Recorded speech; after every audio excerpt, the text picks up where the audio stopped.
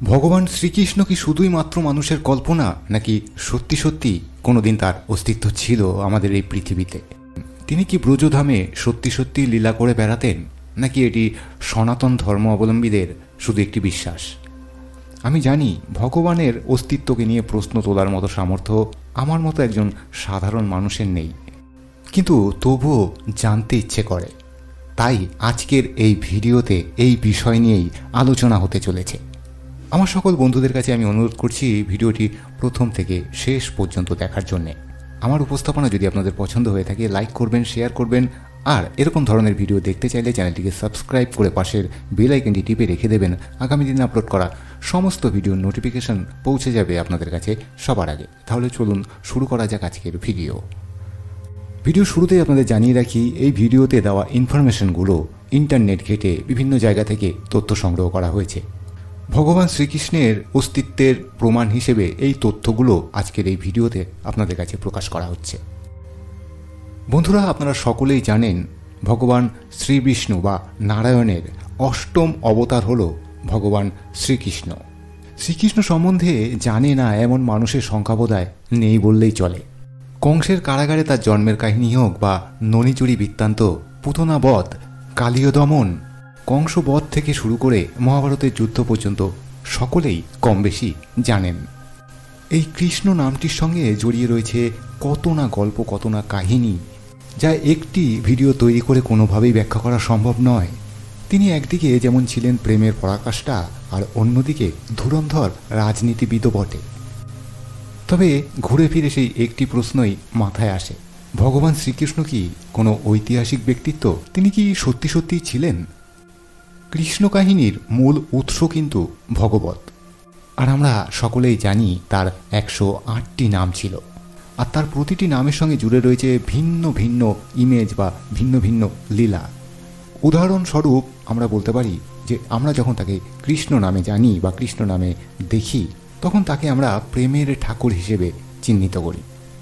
রাধা এবং আরও অন্যান্য গোপিনীদের সঙ্গে তার যে প্রেম লীলা, এই প্রেমলীলা দেখে কখনোই এটা বিশ্বাস করা যায় না যে এই ঠাকুরই বা এই ভগবান শ্রীকৃষ্ণই হাতে অস্ত্র তুলে নিতে পারে। কিন্তু আমরা যখন বিষ্ণু ভগবানকে দেখি বা তার রূপ কল্পনা করি, সবার প্রথমে তার ঐশ্বর্য রূপই আমাদের চোখের সামনে ভেসে ওঠে। শঙ্খ, চক্র, গদা, পদ্ম, তার এই চার হাতে চার রকম জিনিস আমরা দেখতে পাই। মহাভারতে কুন্তিপুত্র অর্জুনকে যুদ্ধক্ষেত্রে যখন তিনি তার বিশাল রূপ দেখিয়েছিলেন, অর্জুন এক ঝলকে ভয় পেয়ে গিয়েছিলেন। আমরা সকলেই জানি ভগবান শ্রী বিষ্ণু এই বিশ্ব ব্রহ্মাণ্ডের পালনকর্তা। কিন্তু বাসুদেব শ্রীকৃষ্ণের কথা যখন আমাদের মাথায় আসে, দ্বারকাপতি কৃষ্ণের কথা, সারা মহাভারত জুড়ে আমরা শ্রীকৃষ্ণের লীলা দেখেছি। এরপর আমরা যখন গোপালের কথা ভাবি, তখন একটি ছোট্ট শিশুর কথা আমাদের মাথায় আসে। গোপাল যেন আমাদের ঘরের ছেলে। মানে বিভিন্ন সময় বিভিন্ন লীলা আমরা দেখতে পাই ভগবান শ্রীকৃষ্ণের। শ্রীকৃষ্ণ কিন্তু মিথ্যে নয়, তার জাগতিক অস্তিত্ব রয়েছে। আজকে আমরা ভগবান বিষ্ণুকে যেভাবে দেখি, বিষ্ণু কিন্তু প্রাথমিক ঋগ বৈদিক যুগে এমনটা ছিল না। মানে তার এই প্রতিষ্ঠা বা প্রাধান্য এতটা ছিল না। তবে এখন আমরা জেনে গিয়েছি ভগবান বিষ্ণুই হলো এই বিশ্ব সংসারের পালনহার।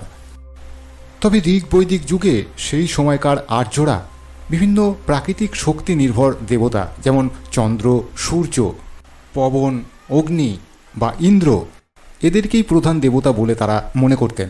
এবং এই সমস্ত দেবতাদের মধ্যে প্রধান ছিল দেবরাজ ইন্দ্র, মানে দেবতাদের রাজা হলো ইন্দ্র। এরপর সময়ের সাথে সাথে আর্যরা যত উন্নততর হতে শুরু করলো, তারা বুঝতে পারলেন যে এই সমস্ত দেবতাদের ঊর্ধ্বে একজন দেবতা রয়েছে। তিনি আর কেউ নন, তিনি হলেন ভগবান শ্রীবিষ্ণু। এতদিন পর্যন্ত যাকে আর্যরা একজন গৌণ দেবতার রূপেই দেখে এসেছেন, আসলে তিনিই হলেন এই সৃষ্টির পালনহার। এরপর থেকে বিষ্ণু ভগবানই সমস্ত দেবতাদের ঊর্ধ্বে পূজিত হতে শুরু করেন। আপনারা যদি পুরাণ কাহিনীগুলি পড়ে থাকেন, তাহলে দেখবেন কৃষ্ণ এবং ইন্দ্রের মধ্যে একটা দ্বন্দ্ব সৃষ্টি হচ্ছে, আর তারা একে অপরের মুখোমুখি দাঁড়ালেও প্রতি ক্ষেত্রেই জয়ী হচ্ছে শ্রীকৃষ্ণ। এবার যদি আমরা নারায়ণকে দেখি, তাহলে আমরা দেখব বিষ্ণু প্রথম থেকেই আর্যদের মধ্যে দেবতার ধারণা হিসেবে গড়ে উঠেছিল। নারায়ণের ক্ষেত্রে কিন্তু সেরকমটা হয়নি। শতপথ ব্রাহ্মণে বলা হয়েছে নারায়ণ হচ্ছেন নর জাতির একজন গোষ্ঠীপতি। মানে সেই প্রাচীনকালে আর্যদের মধ্যে নর বলে একটি জাতি ছিল, আর সেই জাতির প্রধান ছিলেন নারায়ণ। তিনি ছিলেন একজন বীর যোদ্ধা। নারায়ণের সঙ্গে বীরত্বের ধারণা জুড়ে রয়েছে। মহাভারতে আপনারা দেখতে পাবেন কৃষ্ণের কাছে নারায়ণী সেনা ছিল, এবং সেই নারায়ণী সেনা কৃষ্ণ দিচ্ছেন দুর্যোধনকে, যে নারায়ণী সেনা অপ্রতিরোধ্য। এই নারায়ণী নামকরণের কারণটা কি? যেহেতু নারায়ণের সঙ্গে যুদ্ধ বা বীরত্ব এই ব্যাপারগুলো জড়িয়ে রয়েছে, সে কারণেই কৃষ্ণের অপ্রতিরোধ্য সেনার নাম করা হয়েছিল নারায়ণী সেনা। আর আপনারা সকলেই জানেন নারায়ণের অস্ত্র কি, চক্র এবং গদা। অর্থাৎ নারায়ণের যে সময়কাল সেটি হলো ঋগ বৈদিক যুগের পরে এবং মহাভারতের আগে। বাসুদেব কৃষ্ণের কথা উঠলেই আমাদের মনে পড়ে মহাভারতের কৃষ্ণের কথা, যিনি একজন যোদ্ধা, একজন বীর এবং পাশাপাশি দ্বারকা নগরীর অধিপতিও বটে। এছাড়াও একজন প্রখর কূটনৈতিকবিদ, জ্ঞান সম্পন্ন রাজনীতিবিদ। এতদিন পর্যন্ত কৃষ্ণের যে গল্পগুলো আমরা শুনে এসেছি সেটি হলো মামা কংস বধ, কালীয় দমন, পুতনা বধ, মহাভারতের যুদ্ধ থেকে শুরু করে মাতা গান্ধারীর অভিশাপে যদুবংশ ধ্বংসের ইতিহাস। এটি হলো সেই কৃষ্ণ। তিনি যেহেতু বসুদেবের পুত্র, তাই তার নামকরণ করা হয়েছিল বাসুদেব। কিন্তু এই বর্তমান সময়ের গবেষকরা মনে করেন এই বাসুদেব হলো আসলে একটি উপাধি। কার উপাধি? তাদের দলপতির উপাধি। আর শঙ্খ, চক্র, গদা, পদ্ম এগুলো হলো তাদের গৌরবের স্মারক। এই বাসুদেব শ্রীকৃষ্ণের মুখেই আমরা শুনেছি গীতা। এই গীতাকেই আমরা ধর্মগ্রন্থ মনে করলেও গীতা বেশিরভাগ লোকই এখনও পড়েনি। কিন্তু বন্ধুরা, আপনারা জানলে অবাক হবেন, পৃথিবীর বিভিন্ন বিশ্ববিদ্যালয়ে গীতা পড়ানো হয় রীতিমতো তার প্রাসঙ্গিকতা এবং শিক্ষার জন্যে। তো গীতাকে আমরা কৃষ্ণের রচনা হিসেবে মনে করি। কিন্তু বন্ধুরা, গীতা যিনি রচনা করেছিলেন তিনি কিন্তু বাসুদেব কৃষ্ণ নন। বাসুদেব কৃষ্ণের অনেক আগেই আরও একজন কৃষ্ণ ছিলেন, যার কথা আমরা ছান্দোক উপনিষদে পাচ্ছি। তার মায়ের নামও দেবকী। তিনি ছিলেন ঋষিকৃষ্ণ। সম্ভবত এই ঋষিকৃষ্ণই গীতা লিখেছিলেন বা সংকলন করেছিলেন। যেহেতু তারও নাম ছিল কৃষ্ণ এবং তিনিও ছিলেন দেবকী পুত্র, তাই পরবর্তীকালে বাসুদেব কৃষ্ণের সঙ্গে তিনি সমন্বিত হয়ে গেছেন। এই বাসুদেব কৃষ্ণ যে দ্বারকা নগরী তৈরি করেছিলেন, যে দ্বারকা নগরীর অধিকর্তা ছিলেন তিনি, সেই দ্বারকা নগরী কীভাবে ধ্বংস হয়ে গেল এবং বর্তমানে আরব সাগরের তলা থেকে কীভাবে সেই দ্বারকা নগরীর খোঁজ পেলেন বিজ্ঞানীরা, সেটা নিয়ে আমি পরপর 2টি ভিডিও আমার চ্যানেলে আপলোড করে রেখেছি। যদি আপনারা ভিডিওগুলো এখনও না দেখে থাকেন তাহলে এই ভিডিওর ডিসক্রিপশানে লিঙ্ক দেওয়া রয়েছে, সেই ভিডিওগুলো আপনারা দেখতে পারেন। তাহলে এবার আমরা আসি গোপাল কৃষ্ণের কথায়। যে গোপাল অন্যান্য কৃষ্ণ কাহিনীর তুলনায় অনেকটাই নবীন। এমনটা মনে করা হয় এই গোপাল কোনো এক গোপ গোয়ালা শ্রেণীর দলপতি ছিলেন।